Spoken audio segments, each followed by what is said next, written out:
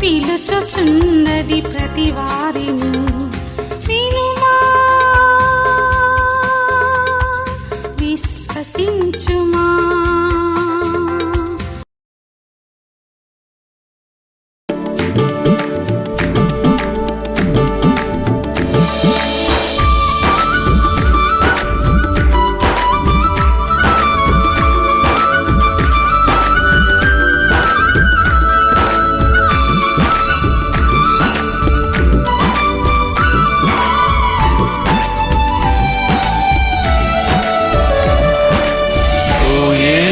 నీ ప్రేమ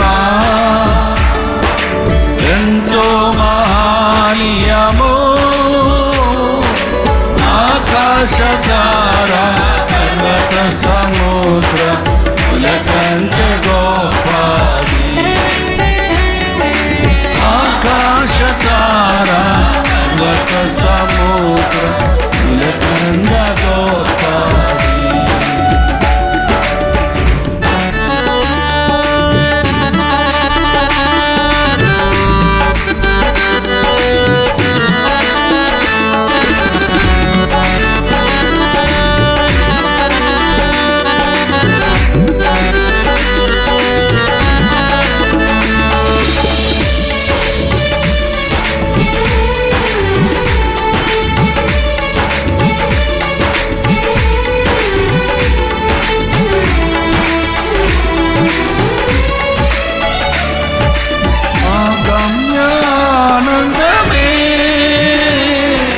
హృదయాము నిండేను ప్రభుని కార్యములు గంభీరమైనవి.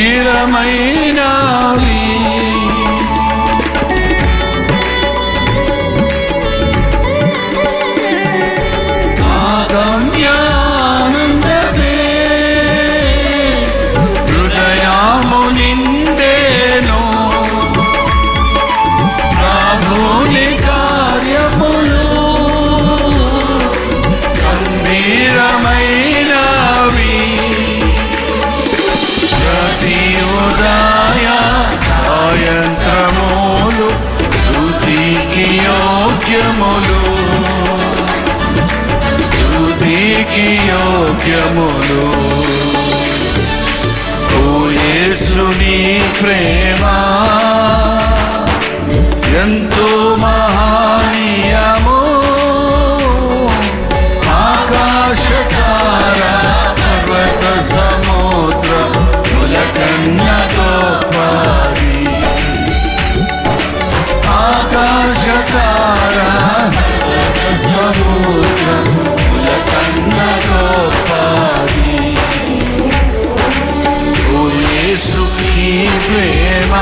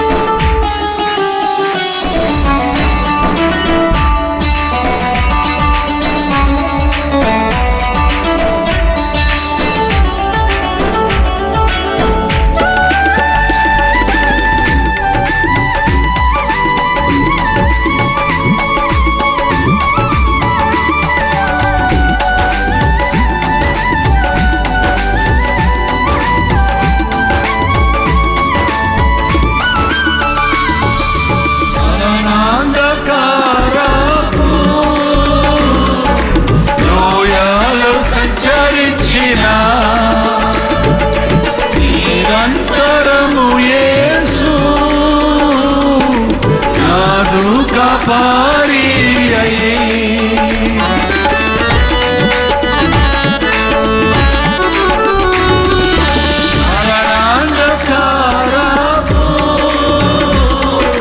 లోయాలు సంచరించిన నిరంతరము యేసు నాదు కాపారి అయి వరమునిచ్చి నన్ను ఆయుచు నడుపును కరుణాగల ప్రభువా కరుణాగల ప్రభువు ఓ యేసు నీ ప్రేమ ఎంతో మహనీయము ఆకాశతారా పర్వత సముద్రము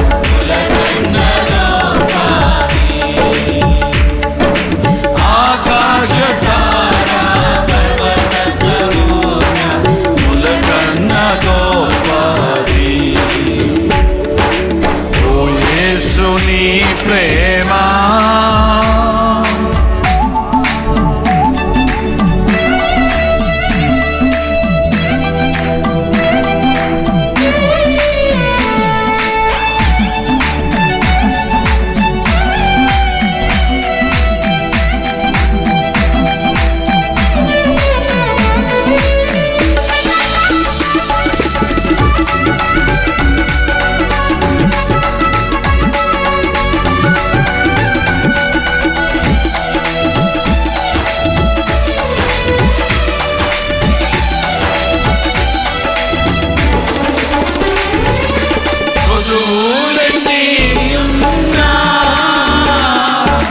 భయపడను నేనెప్పుడు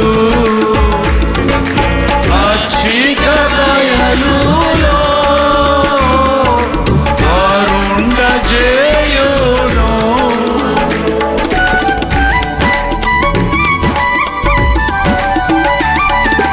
కొదువులన్నీ ఉన్నా భయపడను నేనెప్పుడు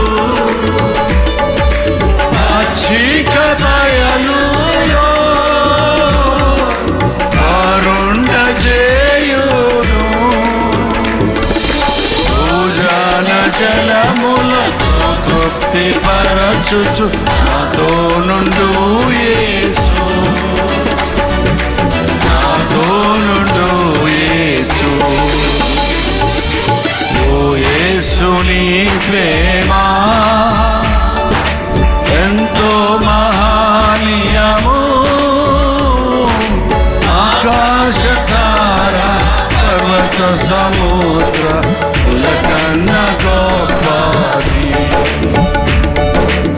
ఆకాశతారా పర్వత సముద్ర కులకన్న గోపారి ఓ యేసు నీ ప్రేమ చివరి చరణం అందరూ నిలిచబడదాం. దేవుని గృహములో సదా స్తుతించదను, సంపూర్ణ హృదయంతో సదా భజించదను.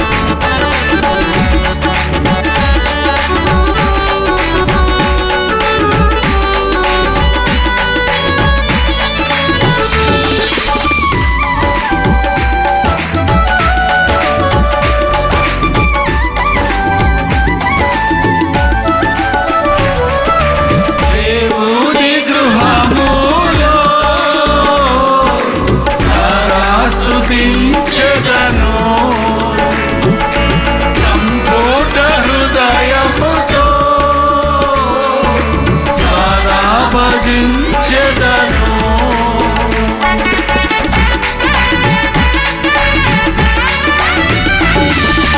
దేవుని గృహములో సదా స్తుతించెదను, సంపూర్ణ హృదయముతో సదా భజించెదను. స్తుతి ప్రశంసలకు యోగ్యుడేసు, హల్లెలూయా ఆమేన్, హల్లెలూయా ఆమేన్.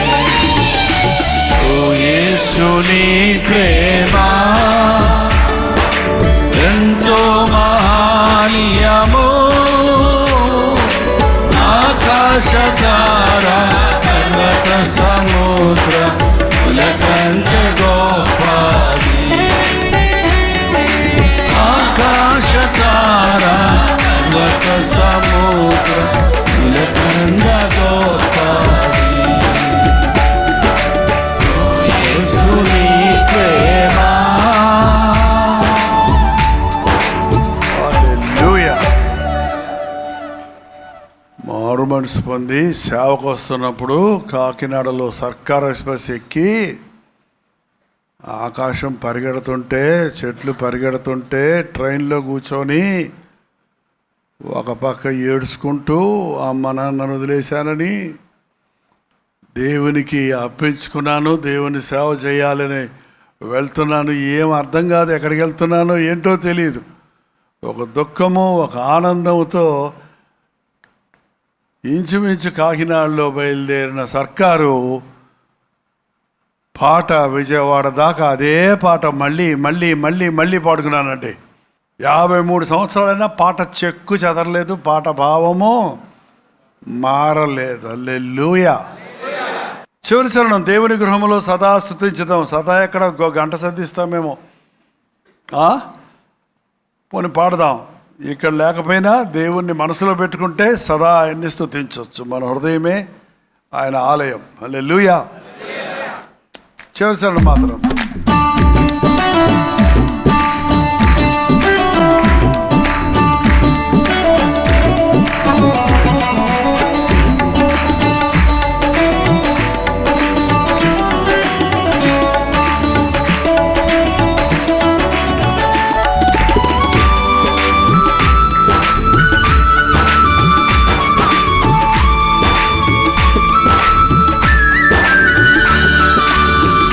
దేవుని గృహములో సదా స్తుతించెదను, సంపూర్ణ హృదయముతో సదా భజించెదను.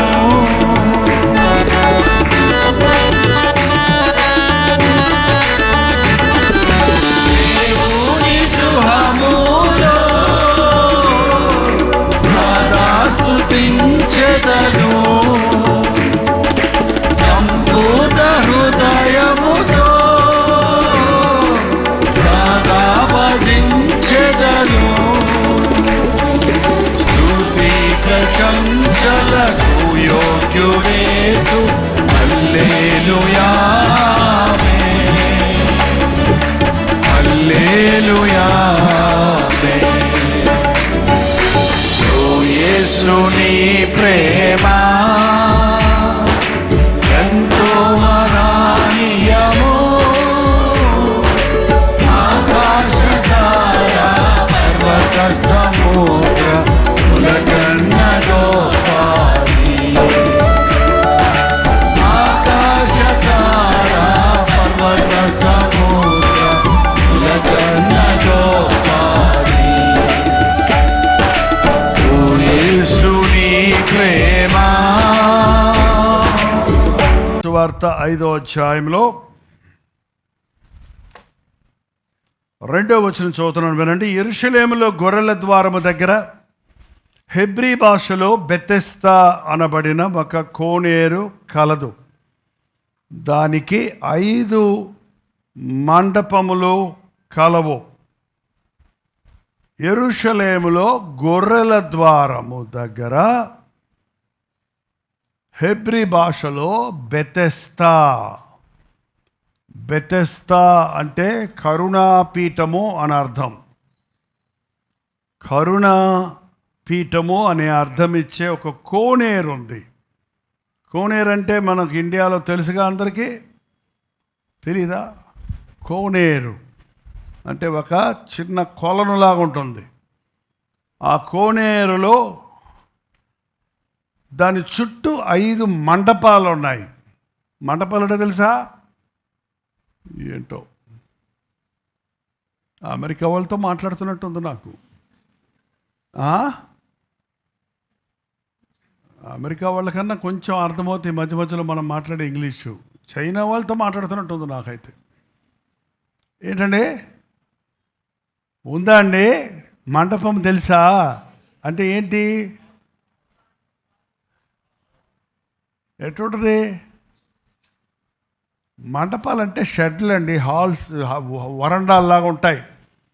మధ్యలో కోనేరు ఉంది, అటు 5 మంటపాలు ఉన్నాయి. మంటపాలంటే షెల్టర్స్, 5 షెల్టర్స్లో ఉన్నాయి.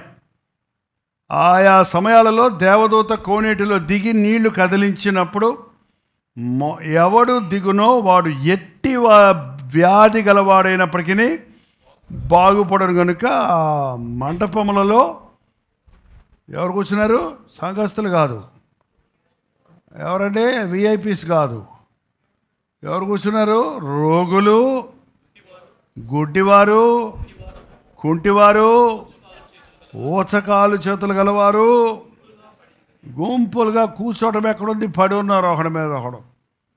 గుంపులు గుంపులు గుంపులు గుంపులు అక్కడ పడి ఉన్నారు. వాళ్ళు ఎప్పుడు కదులుతాయా నీళ్ళు, ఎప్పుడు దూకుదామా, బాగుపడదామా అని.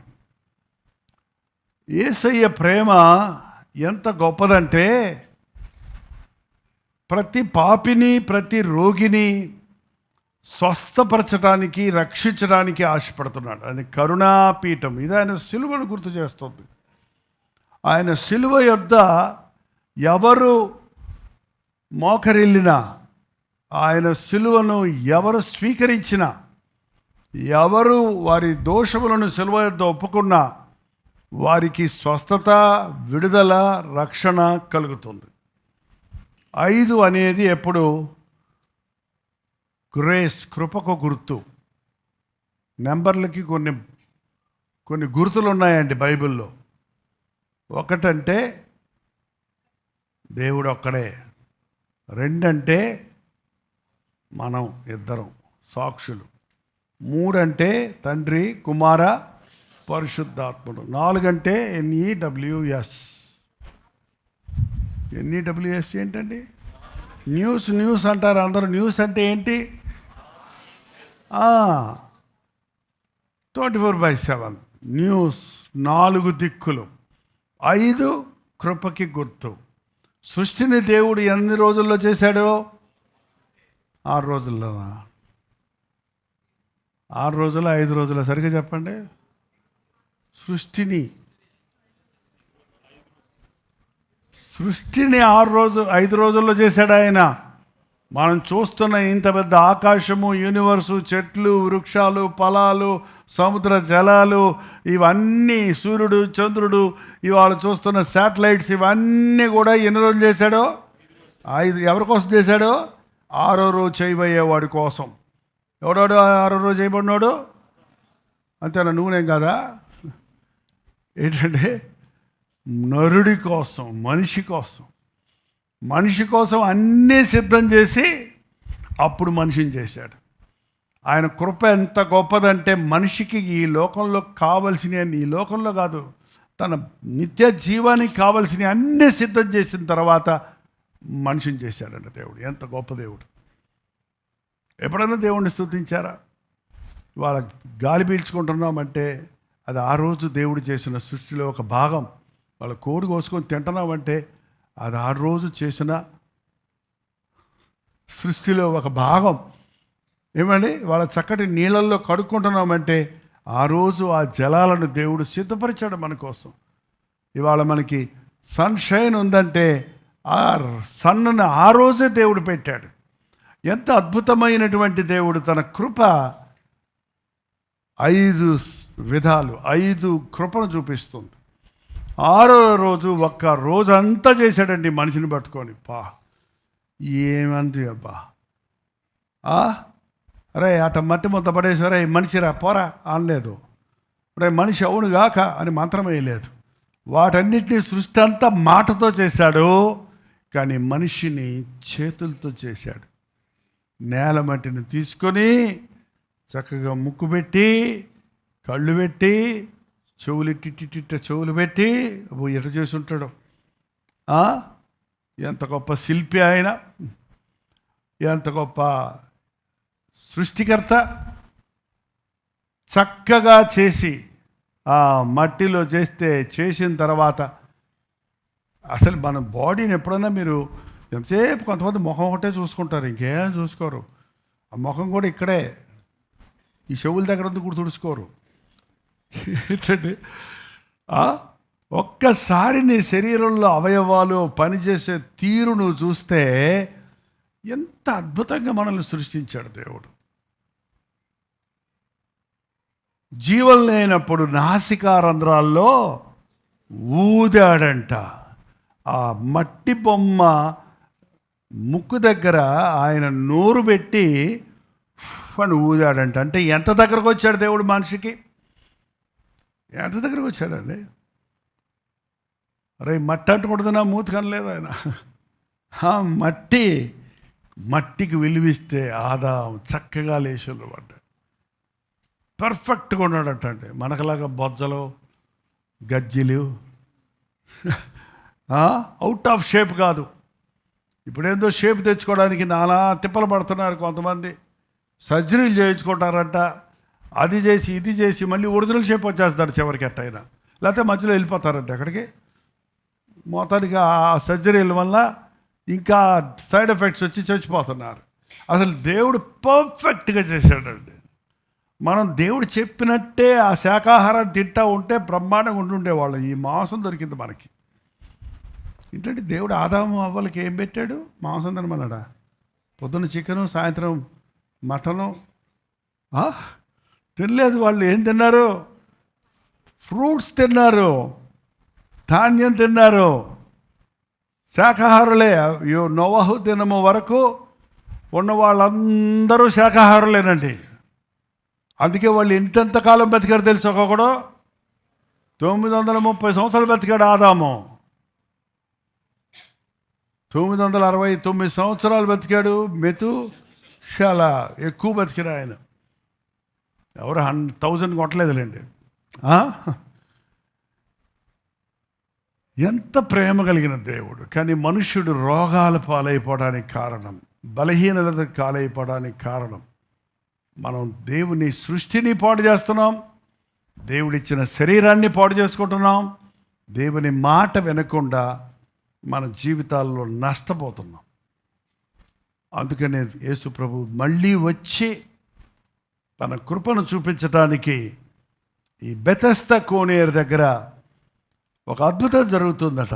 ఏం జరుగుతుంది? ఆయా సమయములలో దేవదూత కోనేటిలో దిగి నీళ్లు కదిలించుట కలదు. మొదట దిగాలి. ఎవడు దిగినో వాడు ఎట్టి వ్యాధి గలవాడైనా బాగైపోతాడట. ఆయా సమయాల్లో నీళ్లు కదులుతున్నాయి. నీళ్లు కదిలినప్పుడు ఎవడు ముందు దూకుతాడో వాడు ఎట్టి వ్యాధి గలవాడైనా బాగుపడిపోతాడు. ఈ బెతెస్దా కోనేరు ఇప్పుడు కూడా ఉందండి. ఎక్కడ? మన యెరూషలేములో నేను వెళ్ళాను అక్కడికి. మీలో కొంతమంది చూశారు ఇంతకుముందు నేను వీడియోస్ వేసినప్పుడు. ఇప్పుడు మనం అనుకోలేదు వీడియోలు, కానీ మన టైం లిమిట్ ఉంది కనుక ఇప్పటికీ ఉంది. పాడుపడిపోయింది, ఆ మండపాలన్నీ పడిపోయి ఉన్నాయి. అక్కడికి ఇప్పటికీ ఆ నీటి జల ఇప్పటికీ ఉంది. ఆ నీళ్లు లోపలికి ఉన్నాయి. ఇప్పుడు కిందకి దిగెళ్ళి కొంచెం తీసుకుంటే ఆ లోపలికి వెళ్తే ఎంత కూల్గా ఉంది. ఆ నీళ్లు ఎంతో క్లీన్గా రుచికరంగా ఉన్నాయి. అది మొదటి వరల్డ్ వార్లో ఆ నీటిని కనిపెట్టి ఆ మిలిటరీ వాళ్ళందరికీ ఆ నీళ్ళు సప్లై చేశారంట. సో బైబిల్లో ఉన్నవన్నీ కట్టుకథలు కాదు, it is history, it is నిజం. ఆ నీళ్ళల్లో మహిమ లేదు. అక్కడ నీళ్ళు అక్కడ ఉన్నప్పుడు ఎవరు పడ్డా ఏం అవటం లేదు. కానీ ఎప్పుడవుతుంది? దేవదూత వచ్చి నీళ్లు కదిలించినప్పుడు మొదట ఎవడు దూకుతాడో వాడు బాగుపడిపోతున్నాడు. ఎన్నిసార్లు వస్తుందో దేవ చెప్పలేదు. ఆయా సమయాలలో బైబిల్లోనంటే ఎప్పుడు కూడా అక్షరరీతిగా అర్థం చేసుకునేది ఉంది, ఆధ్యాత్మికంగా అర్థం చేసుకోవాల్సినవి ఉన్నాయి.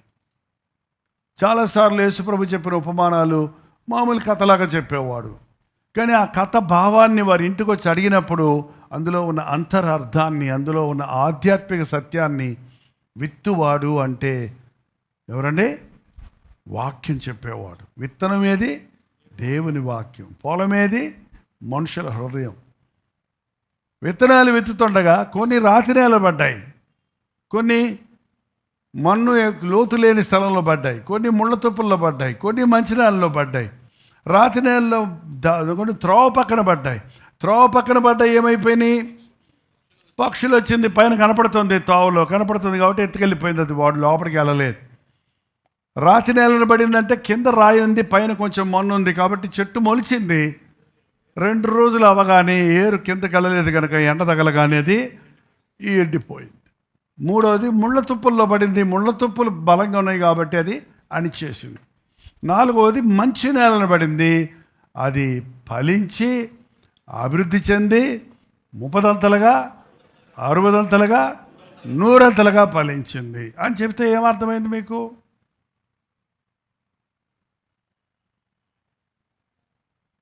దేవుని వాక్యం వింటున్నప్పుడు విన్న వారందరూ మారటం లేదు. కారణం ఏంటంటే కొందరి హృదయాలు రోడ్డులాగా ఉన్నాయి. ఎవరికి road? Direct road to Satan. వాడు వస్తాడు, పోతాడు. తెలుసా అండి? యేసయ్య అయితే మనతో ఉంటానంటున్నాడు. సాతాను అంటాడు, నాకు చాలా పనులు ఉన్నాయి, వస్తానుండు, నేను చెప్పినట్టు ఉండు, నువ్వు నా లిమిట్లో ఉండు అని నిన్ను తన కంట్రోల్లో పెట్టుకుంటాడు. కొంతమందికి దెయ్యం పట్టిన వాళ్ళకి అప్పుడప్పుడు బయటకు వస్తుంది, అప్పుడప్పుడు రాదు. అంటే ఏంటండి మాట్లాడరు? దెయ్యం అనగానే భయపడిపోతున్నారు చెన్నై వాళ్ళు. నీకెందుకు పడద్దు? వేసే రక్తంలో కడగబడితే అపవాదికి చోటిస్తే కానీ వాడి మనలోకి రాడు. చాలాసార్లు ఈ రోజున మనుషులు మారకుండా కాసేపు దేవుడు కాసేపు లోకం అనేవాడి స్థితి ఏంటంటే వాడు సాతాను కంట్రోల్లో ఉన్నాడు కాబట్టి ఎంత వాక్యం విన్నా వారి హృదయంలో పనిచేయదు. కొందరి హృదయం పై భక్తి అంతే, పైన ఉత్సాహం. కాసేపు చప్పట్లు కొడతారు, కాసేపు పాటలు పాడతారు, కాసేపు ప్రార్థన కూడా చేస్తారు, పాపిని అంటారు. కానీ ఇంటికి వెళ్తే మళ్ళీ బయటికి వెళ్తే మళ్ళీ ఏముండదు. నేను కోసం ప్రభు కొరకు జీవిస్తాను ఈ రోజు నుంచి అంటారు. చిన్న శ్రమ రాగానే, చిన్న అభ్యంతరం రాగానే, చిన్న శోధన రాగానే మళ్ళీ పాపానికి లోనైపోతారు. అది 2వ రకం. 3వ రకం ఏంటంటే మారాలని ఉందండి కానీ మారలేకపోతున్నాం. ఉద్యోగం అండి. ముళ్ళ తుప్పలు ఏంటంట ప్రభు చెప్పాడు. రాతి నేల ఏంటంటే లోతు హృదయములు తవ్వబడలేదు. ముళ్ళ తుప్పలు ఏంటంటే ధనమోసమో ఐహిక విచారాలు. అవి మనిషిని ఎదిగి భక్తిలో మనం వెళ్లకుండా ఆపేస్తున్నాయి. 4వది శుద్ధ హృదయముతో వాక్యమును విని గ్రహించి అవలంబించి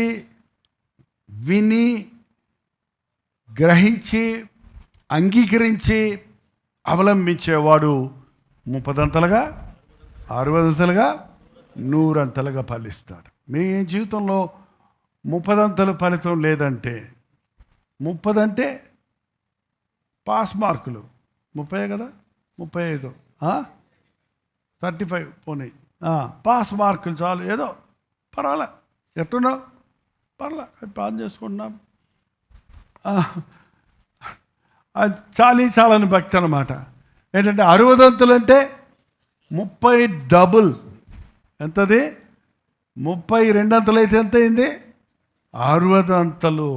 ఎప్పుడు దేవుడు ఒక్కొక్క పాయింట్గా అది ఎక్కించేది. ఒకేసారి 2 దేవుడు దీవిస్తాడండి. 2 దేవుడు దీవిస్తాడు. నా జీవితంలో చాలా చూశాను నేను. 1 అడిగితే 2 ఇస్తాడు దేవుడు. 1 అడిగితే, ఒక బిడ్డ కావాలంటే చాలామందికి ఎంతమంది పుడతారు తెలుసా? 2 3 పుడతారు. ఇంకా ఒకేసారి పుడతారు 2. మన చర్చిలోనే ఉన్నారు, చాలా సంవత్సరాలు పిల్లలు లేరు. ప్రతిసారి ప్రార్థన అంటే చివరి ప్రార్థన చేస్తే ఒకేసారి 2 పుట్టేశారు. ఇప్పుడు 2 ఎత్తుకోలేక తిప్పలు పడుతున్నారు, ఏడిపించి ఊరుకోబెట్టలేక. దేవుని ఆశీర్వాదాలు పిసిని కొట్టుతరంగా ఇచ్చేవాడు కాదండి మనకి. అంతేకాదు 30 60 ఇంకేంటి, నువ్వు నమ్మకంగా ఉంటే 60 100 అంటే 100కి 100 కాదు. 100 అంటే 100కి 100 అనుకుంటారా? 100 ఎంతండి? 100 ఎంత? 10,000. అట్లా మల్టిప్లై చేస్తాడు మనల్ని దేవుడు. ఇక్కడ ఒక ఆత్మీయ సత్యం ఉంది. దేవదూత అనగానే పైన రెక్కలున్న దూత వచ్చింది అనుకోక్కర్లా. దేవుడు పంపిన దూత అంటే మెసెంజర్. దూత అంటే ఎవరు? మెసెంజర్, ఒక వార్తాహరుడు, సేవకుడు, దేవుని వాక్యం చెప్పే వ్యక్తి. దేవుని వాక్యం చెప్పే వ్యక్తి ఆయా సమయాలలో కోనేటిలో ఉన్న నీటిని కదిలిస్తున్నాడు. అంటే కోనేరు అంటే ఏంటనుకున్నారు? ఇది దేవుని వాక్యం. దేవుని వాక్యములో ఉదక స్థానం మనం చేయబడాలి. ఆయన వాక్యము యవనస్తుడు దేనివల్ల తన నడవడికను శుద్ధి చేసుకుందును కొనును నీ వాక్యమును జాగ్రత్తగా చూచుకొనడం ద్వారానే కదా. ఆయా సమయాల్లో వాక్యం ఏం చేస్తున్నాం? ఎప్పుడు బైబిల్లో ఉంది కోనేటిలో నీళ్ళలాగా, కానీ ఇప్పుడు ఏం చేస్తున్నాం? మనం బైబిల్లో వాక్యాన్ని కదుపుతున్నాం. ఏం చేస్తున్నాం? కదుపుతున్నాం, వివరిస్తున్నాం. పరిశుద్ధాత్ముడు అందులోని సత్యాన్ని బయలుపరుస్తున్నాడు. ఆ రిఫరెన్స్ ఈ రిఫరెన్స్ చూపిస్తున్నాం. అందులో ఉన్న సంపూర్ణ సత్యం కదులుతుంది. అది కదులుతున్నప్పుడు, వాక్యం బోధిస్తున్నప్పుడు ఎవడు ముందు దిగుతాడో, అంటే ఎగిరి బైబిల్లో దిక్కండి, ఈ వాక్యం నాకే, ఈ మాట నా కొరకే, ఈ సందేశం నన్ను గురించే చెప్పబడుతుంది అని ఎవడు తన హృదయంలో వాక్యాన్ని తీసుకుంటాడో వాడు స్వస్థత పొందుతాడు, వాడు రక్షించబడతాడు. కొంతమంది అలాగే వాక్యం వినేటప్పుడు అయ్యయ్యో ఇలా మా అత్తగారు వచ్చి ఉంటే భలే ఉండేది, అసలు ఈ మాటలు వింటే బుద్ధి వచ్చి ఉండేది. ఎవరికి వాక్యం? అత్తగారికి, భర్త గారికి, భార్య గారికి. అసలు మా పక్కింటోడి సంగతే చెప్పాడు, పాస్ చేయాలన్నాడంట ఒక ఆయన. పక్కింటోడి సంగతి నీకెందుకురా బాబు, వాడి సంగతి వీడి సంగతిని వింటున్నాం కాబట్టి మనకేమీ కథ వింటున్నట్టు వింటాం కాబట్టి ఏమి జరగదా అండి, ఏమి జరగదు. దేవుని వాక్యాన్ని వింటున్నప్పుడు ఇది నా కొరకే, అందుకే నాతో మాట్లాడు ప్రభువా. అందుకే వాక్యం ముందు ప్రార్థన చేసేది. ఎందుకంటే ఈ వాక్యం ద్వారా నాతో ఇవాళ ఏం మాట్లాడతావు? అసలు చర్చికి వచ్చేటప్పుడు ప్రార్థన చేసుకొని రావాలి విశ్వాసులు.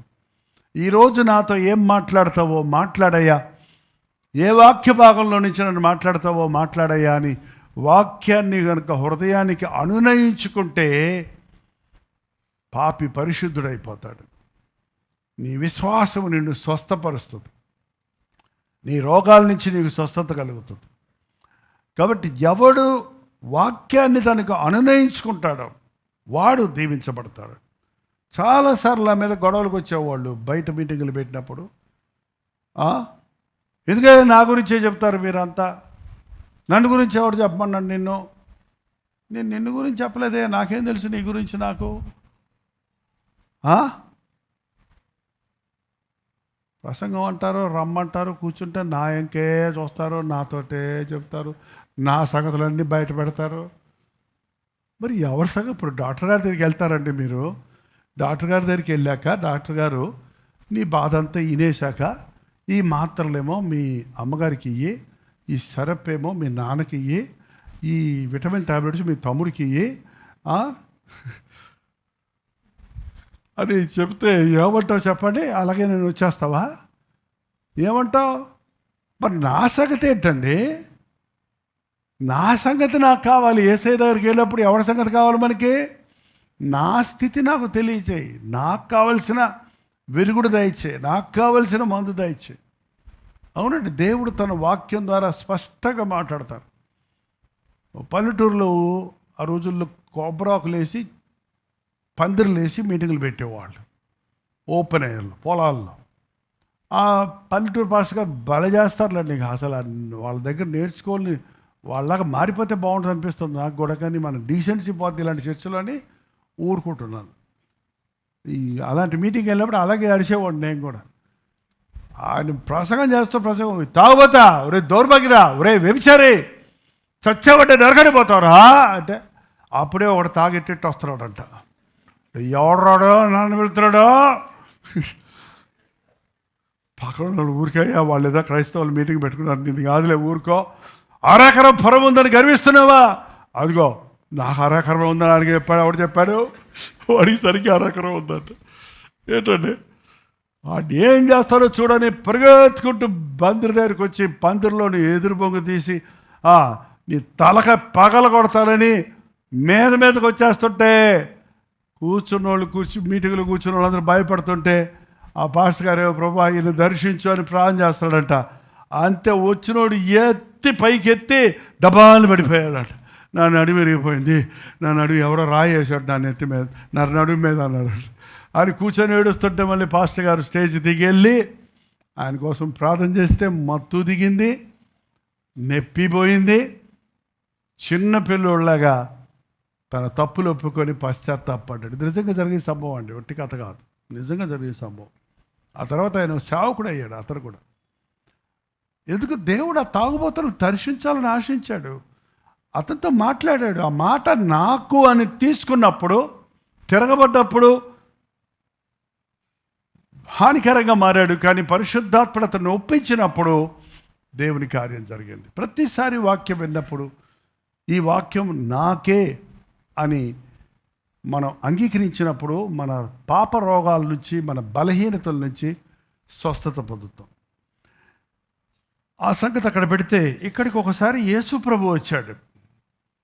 యేసు ప్రభు యెరూషలేముకు వచ్చి ఆ యొక్క మందిరం పక్కనే, దేవాలయం మందిరం ఇది దేవాలయం పక్కనే ఉన్న గొర్రెల ద్వారం.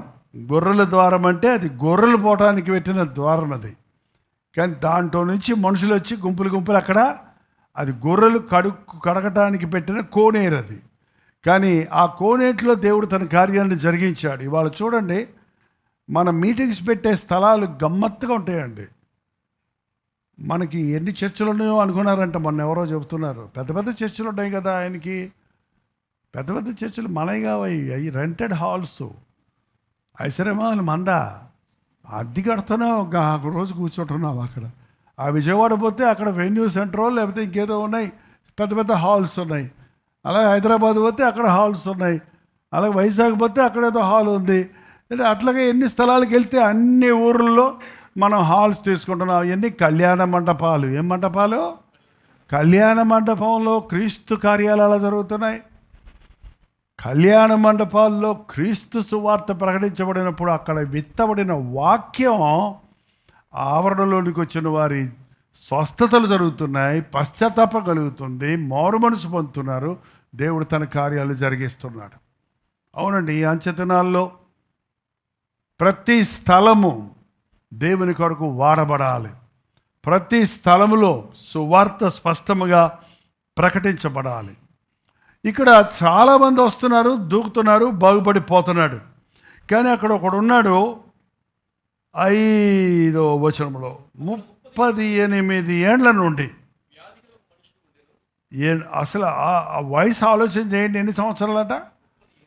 వయసు కాదు అది, వయసు ఇంకెంత ఉందో తెలియదు మనకి. 38 సంవత్సరాల నుంచి జబ్బు ఉందనుకోండి, నీకు ఎట్టుంటావు చెప్పు నువ్వు? 38 సంవత్సరాలు అక్కడ ఒకడు పడి ఉన్నాడంట. ఏంటండి, ఎందుకు పడుకొని ఉన్నాడు? ఎట్ట పడుకొని ఉంటాడు? ఇక్కడ నేను పడుకోవడానికి నాకు కుదరదు, కానీ ఒక రండి పడుకొని చూపించు. ఇట్రా అని ఇచ్చాను, అందరా తొందరరా. ఆ స్పీకర్ మీద తల పెట్టి పడుకో, ఇటు కాళ్ళు ఫుల్లు జరిపి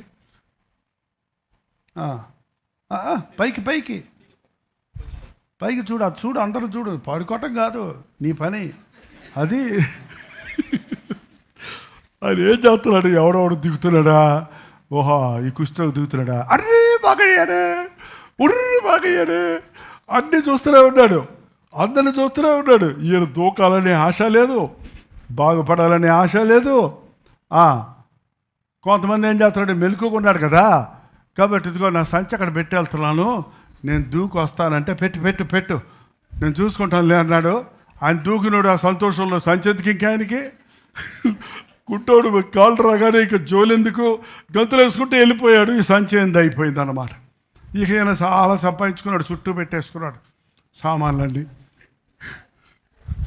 సెకండ్ హ్యాండ్ సేల్ బోర్డు కూడా పెట్టాడేమో.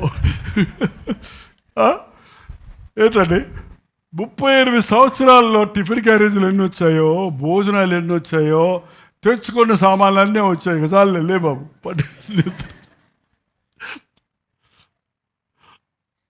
అంటే అట్ట పడుకొని చూస్తూ ఉన్నాడు అంతే. వింతలు చూస్తుంటారండి చర్చికి వచ్చి కొంతమంది. అలాగే 35 సంవత్సరాల నుంచి కూర్చొనే ఉంటాడు. వాళ్ళు పాడుతున్నారులే, అందరూ ప్రార్థన చేస్తున్నారా?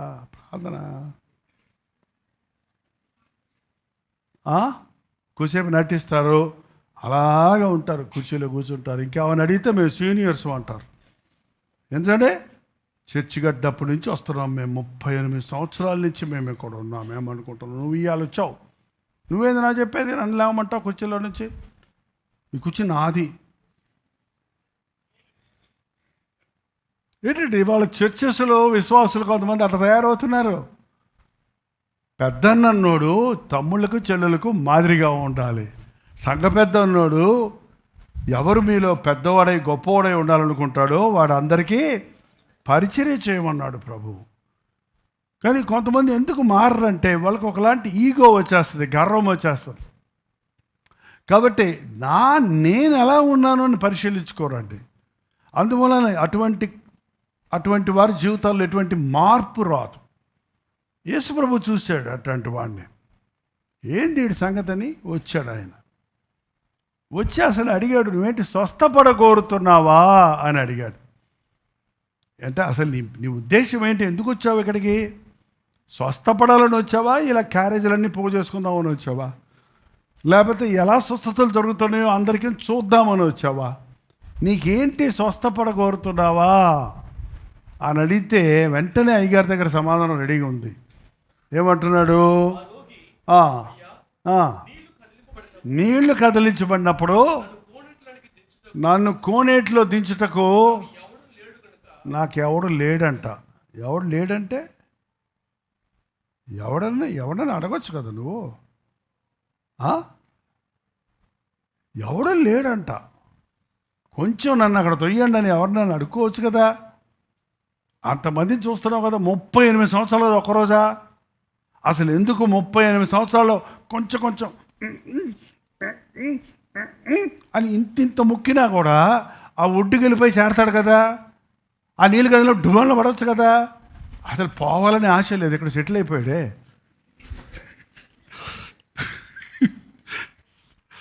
ఇవాళ అలాగే ఒక పొజిషన్లో సెటిల్ అయిపోతున్నారండి మనుషులు, విశ్వాసులు.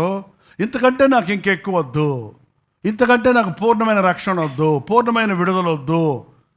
అది పోదండి ఇంకా అది పోదండి అంటారు. కొంతమంది చర్చిలకు వస్తారు, రొట్టె ద్రాక్ష తీసుకుంటారు, బాప్తిసం తీసుకున్నామంటారు, సంవత్సరాల తరబడి వస్తున్నామంటారు. నా కోపం బాగోలేదంటారు, నా సిగరెట్ బాగోలేదంటారు. ఏంటి కారణం? వాక్యంతో నీ హృదయాన్ని కడుక్కోవాలా. ప్రభు సన్నిధిలో నీవు మోకరించి పశ్చాత్తాపడలేదు, నువ్వు ఏ ఎఫర్ట్ లేదు నీ దగ్గర. మారు మనసు పొందాలన్నాడండి, ప్రసవ వేదన పడాలి, పశ్చాత్తాపం పడాలి. పశ్చాత్తాపడకుండా అన్నీ దేవుడు అట్లా తీసుకొచ్చి ఇచ్చేస్తే తీసుకుందాం అనుకుంటున్నారు కొంతమంది. అట్లా కాదు. నన్ను అడుగు అన్నాడు ప్రభు, నన్ను వెతుకు అన్నాడు ప్రభు, నన్ను పిలువు అన్నాడు ప్రభు, నాకు మొరపెట్టు. మీరు నిజముగా నాకు మొరపెట్టు వారికి నేను సమీపంగా ఉన్నాను. ఎవరు లేరు అనుకుంటూ కూర్చోవద్దండి. మనలో కూడా చాలామందికి ఈ మాట ఉంటుంది, నాకెవరు లేరు. ఏంటంటే ఎప్పుడైనా వచ్చిందా మీకు ఆ తలంపు? అందరూ ఉన్నారు కానీ ఏం ప్రయోజనం? రెండో మాట ఏంటది? ఎవరు లేరని చెప్పరేమో కానీ ఏమంటారు? అందరూ ఉన్నారు కానీ ఎవరు నన్ను అర్థం చేసుకోరు. అందరూ ఉన్నారు కానీ ఎవరు నాకు సహాయం చెయ్యరు. అందరూ ఉన్నారు కానీ ఎవరికి నా సంగతి అర్థం కాదు. అవునండి, ఏ మనుషుడు మరొక మనిషికి సహాయం చేయలేడు. మేము ఆశ్రమాలకు వెళ్ళాం. ఇందాక కూడా ఒక ఆశ్రమం గురించి చెప్పారు మీకు. ఓల్డ్ ఏజ్ హోమ్స్కి వెళ్తున్నప్పుడు ఆ పడకల మీద ఉన్న తల్లులను చూస్తున్నప్పుడు వాళ్ళు అడిగితే, ఏంటమ్మా ఇక్కడ ఉన్నారు, ఏంటంటే మీకు ఎవరు లేరా అంటే, 8 మంది పిల్లలయ్యా, 7 పిల్లలయ్యా, ఆయన చచ్చిపోతే పిల్లలందరికీ ఆస్తులను అమ్మి పెళ్ళిళ్ళు చేశానయ్యా, అందరూ బాగున్నారయ్యా, నన్ను ఇక్కడ పడేశారయ్యా అని చెబుతారు. ఏంటంటే అందరూ ఉన్నా కూడా మనలో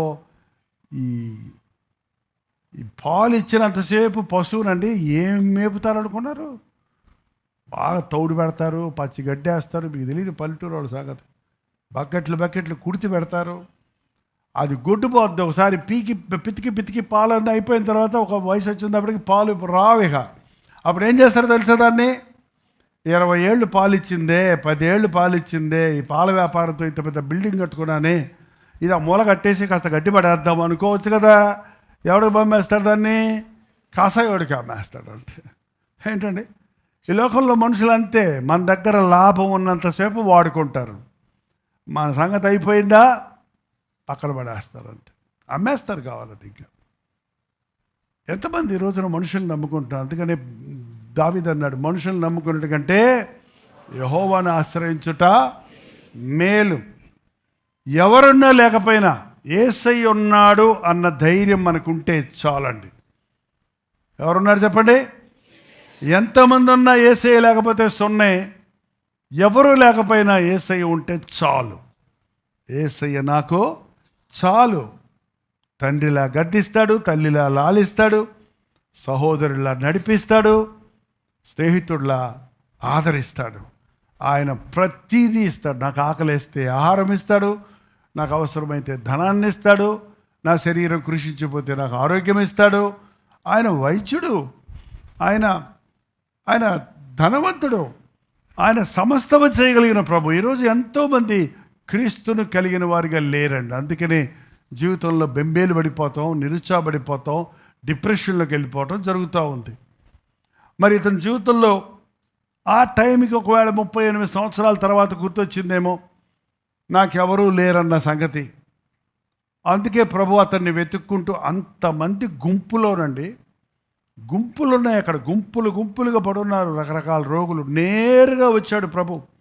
ఎక్కడికి వచ్చాడు చూడండి, 6వ వచనంలో, యేసు వాడు పడి ఉండుట చూచి వాడప్పటికి బహుకాలం నుండి ఆ స్థితిలో ఉన్నాడని ఎరిగి, ఏంటంటే అక్కడ ఉన్న వాడిని చూశారు, వాడు చాలా రోజుల నుంచి పడి ఉన్నాడని ఎరిగాడు. చూడటం వేరు, ఎరగటం వేరు. మీరు నన్ను చూశారా అంటే చూశానంటారు వీడియోలో, ఏంటంటే, లేకపోతే పలానా చోట ఎప్పుడో కలిశామంటారు. కానీ ఎరగటం అంటే, చాలామంది నన్ను చూస్తున్న వాళ్ళు చాలామంది ఉన్నారు, నన్ను ఎరిగిన వాళ్ళు కొద్దిమందే ఉంటారండి. నన్ను ఎరిగాలంటే నాతో ఉంటారు కొంతమంది, వాళ్ళు ఎరుగుదురు బాగా నన్ను.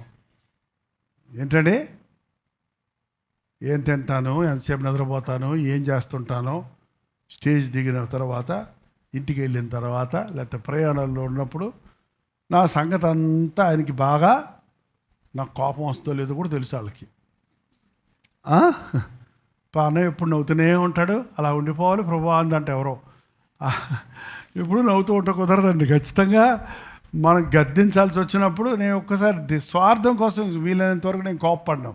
కానీ దేవుని విషయాల్లో మాత్రం తప్పు జరిగినా, నిర్లక్ష్యం జరిగినా ఊరకుండడం కుదరదు. అంతేకాదు, ఒకవేళ మనిషితో ఉన్న మనుషులు కూడా మనిషిని కొంతమట్టుకే ఎరుగుదురు. నా హృదయంలో నా ఆలోచనలు ఎరుగుదురా? నా ఆలోచనలు ఎరగరు. ఇప్పుడు ప్రజెంట్ సిచ్యువేషన్ తెలుసు వారికి, నా గతం తెలుసా? తెలియదు వాళ్ళకి. కానీ యేసయ్యకి ఏం తెలుసు? అన్నీ తెలుసు. నీ సంగతి బాగా తెలుసు. ఒక మాటలో చెప్పాలంటే, నీ మనసులో ఏమై ఉన్నావో తెలుసు, నీ సంగతి పాస్ట్ అంతా తెలుసు, ఫ్యూచర్ కూడా ఆయనకి తెలుసు. నీవేం చేయబోతున్నావు కూడా ఆయనకి ముందే తెలుసు అండి. అందుకే ఆయన అడగాలంటున్నావు, ఏం చేయమంటావు, ఏం చేయాలని నువ్వు నన్ను సృష్టించావు ప్రభా అని అడగటం నేర్చుకోవాలి మనం. వాడు ఆ స్థితిలో ఉన్నాడని ఎరిగి అతని దగ్గరికి వస్తున్నాడండి. ఈరోజు దేవుడు నీ స్థితిని ఎరిగి ఉన్నాడు అని నమ్ముతున్నావా? చాలామంది బయటికి నవ్వుతుంటారండి, గుండెల్లో చాలా దిగులు ఉంటుంది, గుబులు ఉంటుంది. బయటికి కొంచెం జబర్దస్తి కనపడతారు, కానీ లోపల ఎన్నో సమస్యలు ఉంటాయి. భార్యాభర్తలు కూడా, వాళ్ళు ఎంత బాగున్నారు చిలకా కోరికల్లాగా, నువ్వెప్పుడు నన్ను బైక్ ఎక్కించుకోవని తిట్టిందంట ఒక ఆమె భర్తని. అందరూ వచ్చారు, రా అని పోతారని. ఇంటికి వెళ్ళిన వెంటనే ఫైటింగే. బయటకు వస్తే మాత్రం తలుపు కొట్టారు అనుకోండి, ఇంట్లో గొడవ పెడుతున్నాడు, ఎవరో వచ్చారు,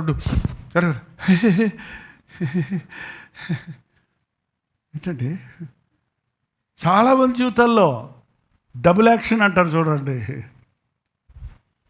బయటికి బాగున్నట్టు కనపడతారండి, కూర్చోబెట్టి అరగంట మాట్లాడితే లోపట ఉన్న బాధ అంతా బయటకు వస్తుంది.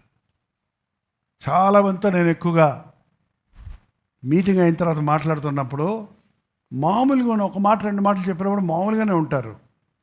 కొంచెం వారికి సింపతి చూపిస్తే, మనం కొంచెం వారికి అక్కర చూపిస్తే, ప్రేమ చూపిస్తే వారు గుండె తెరిచి మాట్లాడతారండి. వాళ్ళ బాధలన్నీ చెప్పుకుంటారు. దేవుని సందులో వారి కోసం ప్రార్థించినప్పుడు అద్భుతాలు జరుగుతాయి. ఎప్పుడు కూడా దేవుని దగ్గరికి వచ్చినప్పుడు ఏది దాయకండి. హాస్పిటల్కి వెళ్ళి డాక్టర్ గారి దగ్గరికి వెళ్ళి దాచిపెట్టాలనుకోండి, ఏదన్నా మీకు వైద్యం దొరుకుద్దా? ఇక్కడ గడ్డ ఉందండి, గడ్డ వచ్చింది, చూపించు, చొక్కా తీ అంటే అబ్బా నాకేం లేదులే అంటావు అనుకో. సిగ్గుపడి చొక్కా తీయటం మానేసి గడ్డ చూపించలేదు అనుకో, గడ్డలాగే ఉంటుందా? బాగా అయిపోద్దా? బాగోదు. ఏసై దగ్గరికి వచ్చినప్పుడు బట్ట బయలుగా మన హృదయాన్ని కుమ్మరించాలి, దాపరికం లేకుండా కుమ్మరించాలి. నీకెవరు లేకపోతే నేను ఉన్నాను అనే ప్రభు ఆనాడు ఈనాడు కూడా మనకు ఉన్నాడండి. ఏమన్నాడు తెలుసా? యేసు 8వ వచనం, నీవు లేచి నీ పరుపెత్తుకొని నడు. ఏం చెప్పాడు ఆయన? ఏం చెప్పాలా? నీకు స్వస్థత జరుగుతుందని లేదు, అతన్ని ముట్టుకోలేదు, కొబ్బరి నూనె సీసా ఇవ్వలేదు. ఏంటంటే ఒక మాట అన్నాడంటే, నీవు లేచి. నీకన్నా పిచ్చా? ఎట్లా అవ్వమంటావు నన్ను? 38 ఏళ్ళు పడుకొని ఉంటే నేను అసలు 10 ఏళ్ళు పడుకుంటేనే నడక మర్చిపోతారంటే మనుషులు. కొంచెం సిక్ అయ్యి హాస్పిటల్ అడ్మిట్ అయితే కొన్ని సంవత్సరాలు మంచం మీద ఉన్నారంటే నడవటం మర్చిపోతారు చిన్నపిల్లలాగా. వాళ్ళు చేతులు పెట్టి నడిపించాలి, అయితే అది ఉంటుంది కదా, అది పెట్టి నడిపించాలి. 38 సంవత్సరాల్లో ఎట్లా నడుస్తాడు? మాట నమ్మాడు, దేవుని క్రీస్తు మాట, దేవుని ప్రభు మాటని. లేచి లేవటానికి ఓపిక లేదంటే మళ్ళీ పరిపెత్తుకోమంటావా? లేచి నీ పరుపెత్తుకో. నీవు లేవటానికి శక్తి లేదనుకుంటున్నావు, నీవు ఇంకొకటి లేపటానికి నీకు శక్తిని ఇస్తాను నేను. What a thought. నేను ఇది చేయలేనంటున్నావు, చేసుకోలేనంటున్నావు, నువ్వు ఇతరులకు కూడా చేసి పెట్టేవాడుగా నేను చేస్తాను నిన్ను. ఏంటంటే నాకు ఇది భారం అంటున్నావు, నీ భారం, నీకేది భారంగా ఉందో దాన్ని నీవు లేపటానికి, ఎత్తటానికి నీకు సహాయం చేస్తానన్నాడు. ఎక్కడి నుంచో దేవుడు ఎవరినో పంపించి అతన్ని లేపటానికి ఇద్దరిని, అంబులెన్స్ని, స్ట్రక్చర్ తీసుకొచ్చి అందులో పడుకోబెట్టి ఇవన్నీ ఏం చేయలేదు. ఎప్పుడు దేవుడు చెప్పినప్పుడు అండి, ఆయన మాట మనం వింటే అద్భుతాలు చూస్తాం. దేవుని మాట ఇది ఎట్లా అని అనుమానిస్తే అది జరగదు. దేవుడు లే అంటే లేవండి, దేవుడు వెళ్ళంటే వెళ్ళండి, దేవుడు రాయి అంటే పరీక్షలో అయిపోయినాయేమో. పరీక్షలో చాలామందికి బెంచి బలి చదువుతారు, తెగ చదువుతారు, చదివి చదివి చదివి చదివి ఎగ్జామినేషన్ హాల్లోకి వెళ్ళి పేపరు పెన్ను తీసుకున్నాక బ్లాంక్ అయిపోద్ది బుర్ర. ఏం చదివాడో మర్చిపోతారు. క్వశ్చన్ మార్క్ సరిగ్గా కనపడదు, అసలు క్వశ్చన్ పేపర్ కనపడదు. కనపడ్డా కూడా ఏదో గ్రీకు లాటిన్ చదువుతున్నట్టు ఉంటుంది. ఆ సమయంలో ప్రార్థన చేయండి, ప్రభువా నాకు సహాయం చేయి, రాయ్ అంటాడు దేవుడు. ఏం రాయమంటావు అని అడగొద్దు, రాయ్. ఎంతోమంది సాక్ష్యాలు చెప్పారండి. పరీక్షలకు వెళ్ళే వాళ్ళకి అదే చెప్తాను, ప్రభువా వీళ్ళకి జ్ఞానం దయచే, జ్ఞాపశక్తి దయచే, వారు పెన్ను పేపర్ మీద పెట్టినప్పుడు నీ కృప దయచేయి. ఏ విషయంలోనైనా సరే దేవుడు చెయ్యమన్నది చెయ్యండి. అది ఎగ్జామ్ కానివ్వండి, అది ప్రయాణం కానివ్వండి, అది ఒక సమస్యలో ఉండనివ్వండి, ఒక మాట కానివ్వండి, దేవుడు చెప్పినట్టు చేస్తే అద్భుతం జరుగుతుంది. లేచి నీ పరిపెత్తుకొని నడు అన్నప్పుడు వెంటనే చూడండి, యేసు వెంటనే వాడు స్వస్థత పొంది తన పరుపెత్తుకొని, అక్కడ పేతురు యోహానులు ఆ పుట్టుకుంటోడికి చేయిచ్చి లేపారు. ఏంటంటే కానీ ఇక్కడ యేసుప్రభు చేయి కూడా పట్ల వాడంతా దిగ్గులు లేచాడు, వెంటనే లేచాడు వాడు. వెంటనే లేచి వాడు స్వస్థత నుండి పరుపెత్తుకొని నడిచాడు. ఆ నడిచిన సంబరంలో ఆయనతో చెప్పింది ఎవరో కూడా మర్చిపోయాడు మనుషుడు. ఇంతలోకి వచ్చేసారు. వీళ్ళు నడవటం చూస్తే, వాళ్ళ నడిపించిన వాడిని చూస్తే అక్కడ ఉన్నారు పరిచయులు, శాస్త్రులు. ఓయ్, విశ్రాంతి దినాన రోగిని స్వస్థపరిచావు, యు ఆర్ దోషివి. విశ్రాంతి దినాన పని చెప్పేవాడికి పరిపెత్తుకున్నాడు. పరిపెత్తుకోమని ఏం చెప్తావు నువ్వు? చేతస్థవాదులు అప్పుడు ఇప్పుడు భలే ఉంటారండి. ఏ వాదులు? శాడిస్టు అయినా, ఏ ఇష్టు అయినా, చేతస్థుడు అయినా ఏంటండి, ప్రతిదానికి తప్పులు పట్టుకునే వాళ్ళు ఉంటారు కొంతమంది. పరిచయులు, శాస్త్రులకు అదే బుద్ధి. ఆ విశ్రాంతి దినమున నీవు స్వస్థపరిచావు అని వాడి దగ్గరకు వచ్చి నీకెవడు చెప్పాడు అని అడిగితే, అందుకు వాడు 11వ వచనం, వాడు నన్ను స్వస్థపరిచిన వాడు, ఎందుకయ్యా నువ్వు పరిపెత్తుకున్నావు? విశ్రాంతి దినమును పరిపెత్తుకుంటా తగదు. ఇదేంటంటే, ఒక మనిషి 35 ఏళ్ళ నుంచి పడున్నోడు లేచి నడుస్తుంటే సంతోషపడక పని చేస్తున్నాడు. ఏ పని చేయకూడదు అన్నమాట ఆ రోజు. అందుకని వాడి పని పాటు ఎత్తుకుంటూ కూడా పని అయిపోయింది వాళ్ళకి. అదో పెద్ద నేరం మోపి ఎవడు చెప్పాడు అంటే, ఆయన ఎవడో స్వస్థత నొందిన వారికి తెలియలేదు. ఆ చోటున గుంపు కూడి ఉండను కనుక యేసు తప్పించుకొని పోయాను. అప్పుడప్పుడు నేను కూడా తప్పించుకొని పోవాలనుకుంటానని యేసుని చూసి నేర్చుకుంటున్నా. కొన్నిసార్లు మనం తప్పించుకొని పోవాలండి. తిడుతున్నప్పుడు కాదు సుమా. తిడుతున్నప్పుడు తప్పించుకోవడం మనకి పుట్టకతో వచ్చింది. మనల్ని ఎవరైనా గద్దిస్తారని, ఎవరైనా ప్రశ్నిస్తారని, మన సంగతి బయటపడద్దన్నప్పుడు అసలు బయటికే రారు వాళ్ళు. పోలీసానికి దొంగోడు కనపడినట్టు కదా. కానీ యేసయ్య అక్కడ నేను స్వస్థపరిచిన వాడంటే ఇంకా అక్కడ ఉన్న రోగులందరూ వచ్చారా? ఇంకో చోట ఆయన 5 రొట్టెలు 2 చేపలు పెట్టినప్పుడు ఆయన అందరూ భోజనాలు చేసిన తర్వాత వాళ్ళందరూ నీవే మా రాజువి అని ఆయన ఎత్తుకోపోతే ఆయన ఏం చేశాడు? అక్కడి నుంచి తప్పించుకొని వెళ్ళిపోయాడు మనుషుల్లో కలిసి. రాజుని చేస్తారంటే నాకు అక్కర్లా. కొన్నిసార్లు మనం కొన్ని తప్పుడు మార్గాలు, కొంతమంది వ్యక్తుల్ని వారితో వాదన పెట్టుకోవాల్సి వచ్చినప్పుడు భక్తిహీనులతో మాట్లాడితే మనం భక్తిహీనులం అయిపోతామండి. మూర్ఖులతో మాట్లాడితే ఏమవుతామంటే మనం మూర్ఖులం అయిపోతాం. చెడు మార్గంలోకి వెళ్తే దాని ప్రభావం మన మీద ఉంటుంది.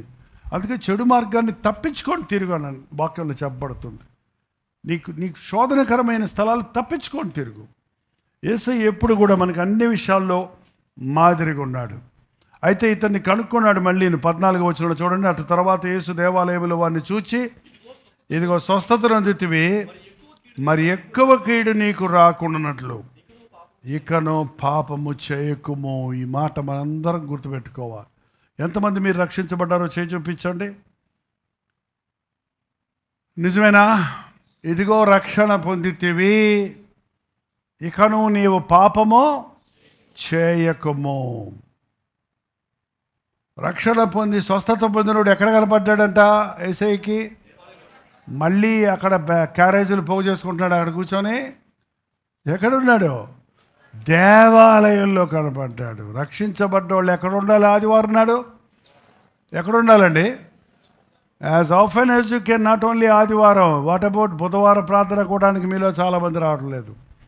ఉపవాస ప్రార్థనలో ఎక్కువ మంది పాల్గొనటం లేదు. దేవుని మందిరంలో దేవుని బిడ్డలతో దేవుడిని ఆరాధించుకోవాలి. నువ్వు రక్షించబడ్డాక, స్వస్థత పొందాక, మేలు పొందాక. ఎందుకు నాకు మేలు పొందాను కానీ ఆ మేలు పోయిందండి, మళ్ళీ రోగం వచ్చింది, మళ్ళీ సమస్య వచ్చింది, మళ్ళీ నేను పాపంలో పడిపోతున్నాను అన్నారంటే కారణం నీవు పాపపు స్థలాలకు వెళ్తున్నావు, లోకం కోసం సమయం ఖర్చు పెడుతున్నావు, కానీ దేవుని మందిరంలోనికి రావటం లేదండి. ఆ పుట్టుకుంటూ వాడు కూడా అపోస్తల కార్యాలు 3వ అధ్యాయంలో ఒకటి చూసుకొని ముగించుకుందాం. చూడండి.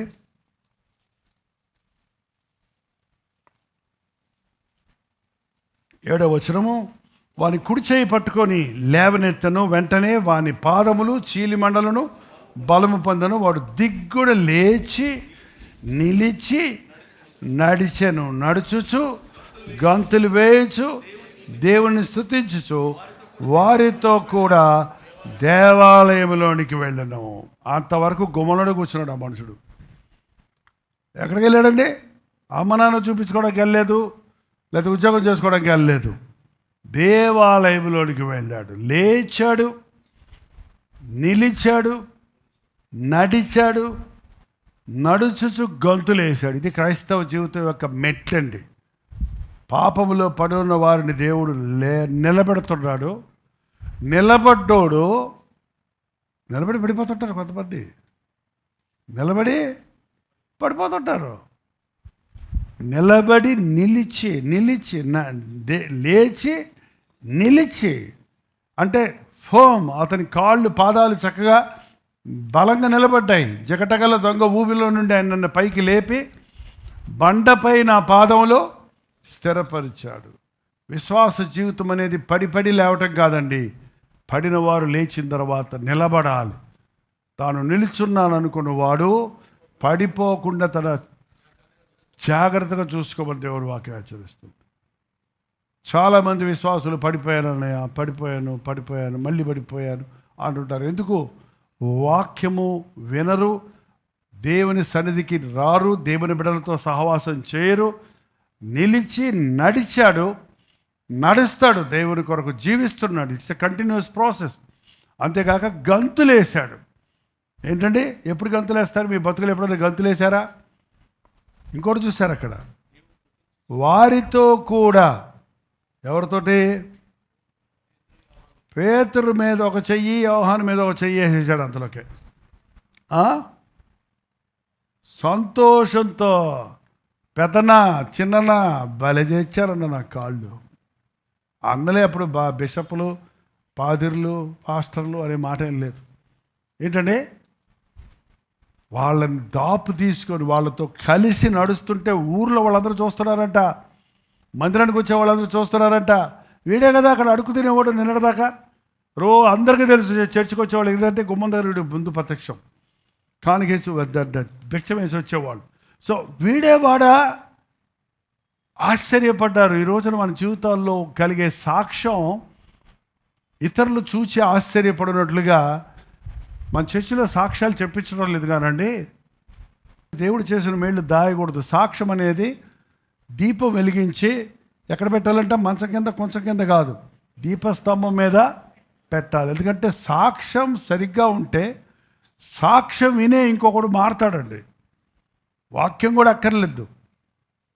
సమరయ స్త్రీ వెళ్ళి చెప్పింది, నేను చేసినవన్నీ నాతో చెప్పిన ఈయన వచ్చి చూడుడి అని సాక్ష్యం చెప్పింది. ఊళ్ళో వాళ్ళందరూ ప్రభు దగ్గరికి వచ్చి మారారు. ఊళ్ళో వాళ్ళలో చాలామంది ఆమె చెప్పిన మాటలను బట్టే విశ్వసించారు ప్రభునంది. కాబట్టి చాలా ముఖ్యమైనది.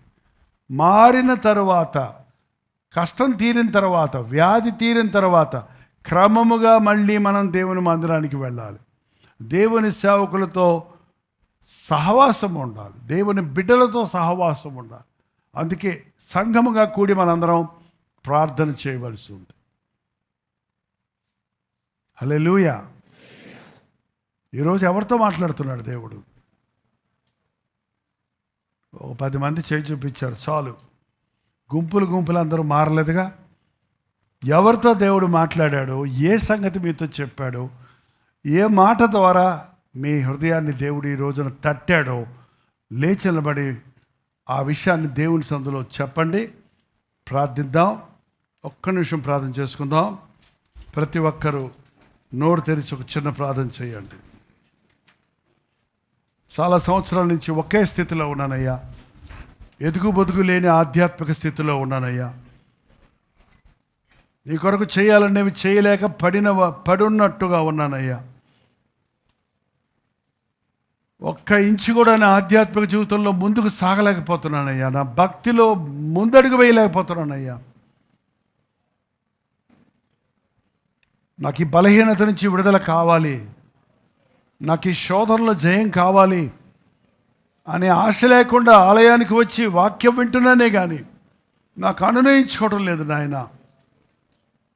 ప్రతిసారి నీ మాట విన్నప్పుడు నీ మాట చొప్పున నడుచుకోవడానికి సహాయం చేయము. పరిశుద్ధుడ, ప్రేమగల తండ్రి,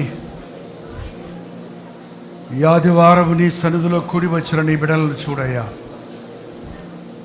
సంవత్సరాల తరబడి మందిరంలో కూర్చొని పోయేవారిగా మేము ఉండిపోక, ప్రతిసారి నీ వాక్యము కదిలించబడుతున్నప్పుడు, వినిపించబడుతున్నప్పుడు నీ వాక్యాన్ని హృదయానికి అనునయించుకోవడానికి మా స్థితిని ఎరిగిన దేవుడిగా నీ ఉన్నావని, మా బలహీనతల నుంచి మమ్మల్ని విడిపించగలిగిన వాడిగా ఉన్నావని మేము నీ యందు విశ్వాసం ఉంచడానికి సహాయం చేయండి. నువ్వు చెప్పిన మాటకు లోబడటానికి సహాయం చేద్దాం. ఏది ఈ రోజున మాకు భారంగా ఉందో, దేని మీద మేము ఆనుకున్నామో దాని నుంచి విడుదల దయచేయ్యా. అప్పులు చేసుకొని దాని మీదే బతికేవారు ఉన్నారయ్యా. ఇతరులకు నాయన బానిసత్వం చేస్తూ దాని మీదనే జీవితాన్ని వెళ్ళబోసుకునేవారు ఉన్నారయ్యా. మమ్మల్ని నీవు రాజులుగా, అధిపతులుగా చేస్తానన్నావు, మమ్మల్ని నీవు ఆశీర్వదిస్తానన్నావు కదా దేవా. మా రుణాలు మేము తీర్చుకున్నట్లు నీ అద్భుతాన్ని జరిగించు. మా బలహీనతను మేము జయించినట్లు నీ శక్తిని దయచేయి. మా శరీరాల్లో ఉన్న బలహీనతల నుంచి విడుదల దయచేయి. నడినెత్తి నుండి అరికాలు వరకు ఉన్న ప్రతి నరాన్ని, ప్రతి ఎముకను ముట్టగలిగిన దేవుడు అయ్యా. 38 సంవత్సరాల రోగంతో ఉన్నవాడిని ఒక్క మాటలో లేపినట్టుగా మా శరీర సంబంధమైన బాధలలో, మా ఆధ్యాత్మిక పతనములో, నామకార్థ క్రైస్తవ్యంలో పడి ఉన్న మమ్మల్ని రోజు లేవనెత్తున ఆయన. ఇక నేను దేవుని కొరకు బ్రతుకుతానని లేచి, నిలిచి, నడిచి నిన్ను స్తుతించుటకు, గొంతులు వేయుటకు, నీ ఆవరణలోనికి వచ్చి నీవు చేసిన మేలులు సాక్ష్యమిచ్చుటకు, ఇంకా ఈ లోకం ఎందరో నిన్ను ఎరగని వారు ఉంటుండగా నీ గొప్పతనాన్ని గురించి నాయన మేము ప్రతి ఒక్కరితో ప్రస్తావించుటకు సహాయం ఇచ్చాడు. ఈ ఆరాధనలో పాల్గొన్న ఒక్కొక్కరిలో ఏ కొరతలు ఉండవో, ఏ హృదయ స్థితి ఎలా ఉందో నువ్వు స్పష్టంగా చూస్తున్నావు కనుక, మా హృదయాలను పరిశీలించే దేవుడిగా ఉన్నావు కనుక, మా హృదయ వాంఛలు తీర్చేవాడిగా ఉన్నావు కనుక, మా హృదయ రహస్యాలు ఎరిగిన వాడిగా ఉన్నావు కనుక, ఆనాడు బెతెస్దా కోనేరు దగ్గరికి వెళ్ళినటువంటి నీవు ఈరోజు ఈ మందిరంలో మా దగ్గరకు వచ్చి మాతో మాట్లాడుతున్నావని మేము నమ్మడానికి, మేము పడున్న స్థలము నుండి లేచిన ఆయన ఇది మొదలుకొని నీ సాక్షులుగా బ్రతకడానికి సహాయం ఇచ్చాయి. బాధలతో, దుఃఖముతో పడుండే బ్రతుకుల నుంచి విడిపించి జయ జీవితాలు కలిగి నీ కొరకు ఆయన సాక్షులుగా వర్ధిల్లుటకు సహాయం చేయగలరు. యేసు క్రీస్తు నామంలో అడుగుచున్నాను తండ్రి, ఆమేన్.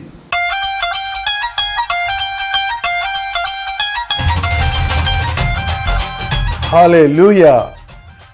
ఢిల్లీ పరిసర ప్రాంతాల్లో ఉన్న వారికి శుభవార్త. ప్రభుత్వమైతే జూలై 29వ తారీఖు మధ్యాహ్నం 2 గంటల నుంచి 5 గంటల వరకు, అలాగే 5 గంటల నుంచి 9 గంటల వరకు 2 సెషన్స్గా 1 డే గెట్ టుగెదర్ను ఢిల్లీలో మీ కొరకు ఏర్పాటు చేస్తున్నాం. ఢిల్లీ పరిసర ప్రాంతాల్లో ఉన్న తెలుగువారు, తమిళ వారు, మరి ముఖ్యంగా హిందీ వారు, ఇతర భాషల వారు కూడా హాజరవుతారని, కల్వరి దర్శనం ప్రోగ్రామ్స్ చూస్తున్నవారు, సోషల్ మీడియా ద్వారా వాక్యం వింటున్నవారు, మీరందరూ ఈ గెట్ టుగెదర్కి హాజరైతే మనందరం కలిసి ప్రభువును స్తుతించడానికి, వ్యక్తిగతంగా మీకోసం ప్రార్థించి ముఖాముఖిగా మిమ్మల్ని చూడటానికి నేను ఆశపడుతున్నాను. గుర్తుపెట్టుకోండి, జూలై 29వ తారీఖు మధ్యాహ్నం 2 గంటల నుంచి 5 గంటల వరకు, అలాగే 5 గంటల నుంచి 10 గంటల వరకు జరిగే ఈ 1 డే రిట్రీట్కి ఖచ్చితంగా హాజరవ్వాలి. చిరునామా గమనించండి, YWCA అశోక రోడ్, న్యూఢిల్లీ. ఇంకా విషయం మీకు వివరాలు కావాలంటే ఇదిగో QR కోడ్ స్కాన్ చేసుకోండి, లేకపోతే కింద ఇవ్వబడినటువంటి ఫోన్ నెంబర్కి మీరు కాల్ చేసి తెలుసుకోండి. రండి, మనందరం కలిసి మన ప్రభువునందు ఆనందిద్దాం, ఆధ్యాత్మికంగా బలపడదాం.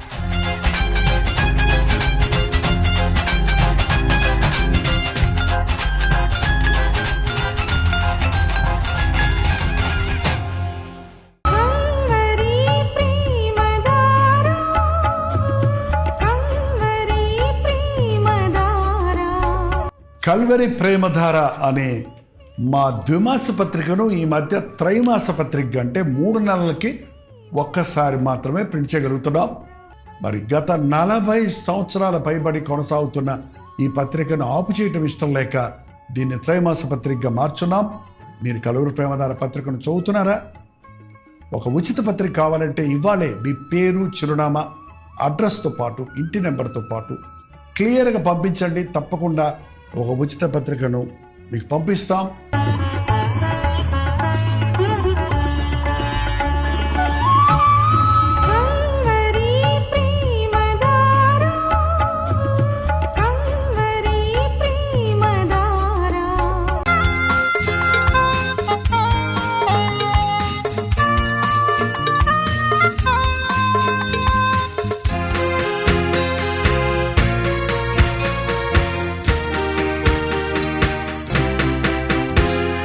బ్రతుకు భారమై నిరాధారమై నిరాశతో నిండిన వారికి ఇది నిరీక్షణ ధ్వని. బ్రతుకు భారమై నిరాధారమై నిరాశతో నిండిన వారికి ఇది నిరీక్షణ ధ్వని. నలిగిన హృదయముల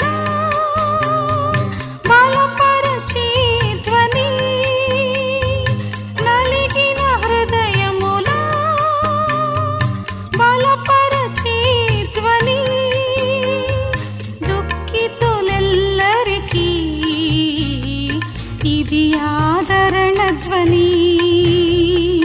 దుఃఖితులెల్లరికీ ఇది ఆదరణ ధ్వని.